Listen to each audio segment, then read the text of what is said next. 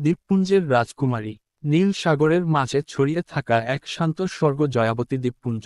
সেখানে ফুলের সুবাস মিশে থাকে বাতাসে, নারকেল গাছের ছায়ায় ঢেকে থাকে সোনালী সৈকত, আর ঢেউয়ের সাথে বাজে প্রকৃতির সুর।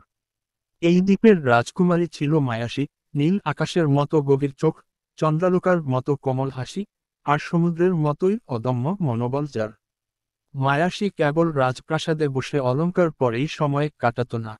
সে ভালোবাসত বনের পথে হাঁটতে, জেলেদের গল্প শুনতে, শিশুদের শেখাতে, আর দ্বীপের প্রকৃতিকে রক্ষা করতে।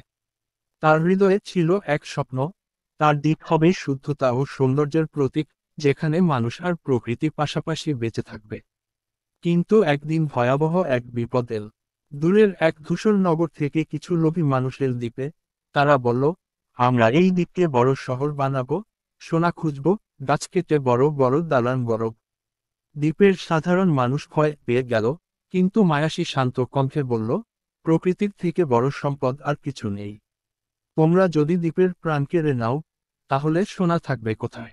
লোভীরা হাসল, তারা ভাবল রাজকুমারী কিছুই করতে পারবে না। কিন্তু তারা জানত না, মায়াসীর হৃদয়ে ছিল এক অন্য রকম শক্তি। সে দ্বীপের সকল মানুষকে একত্র করল, সবাই মিলে প্রতিরোধ গড়ল। তারা গাছ কাটা বন্ধ করল, সমুদ্রের পাশে এক বিশাল সবুজ বাগান তৈরি করল, আর দ্বীপের প্রবাল প্রাচীর রক্ষা করতে নতুন কৌশল বের করল। লোভীরা বুঝল, এই দ্বীপকে জয় করা অসম্ভব।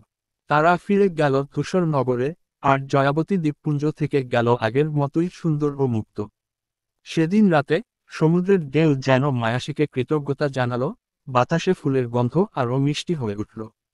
সে আকাশের দিকে তাকিয়ে হাসল, কারণ সে জানত, সত্যিকার রাজকুমারী সেই, যে তার রাজ্যকে ভালোবাসে, রক্ষা করে, এবং প্রকৃতির সাথে এক হয়ে যায়।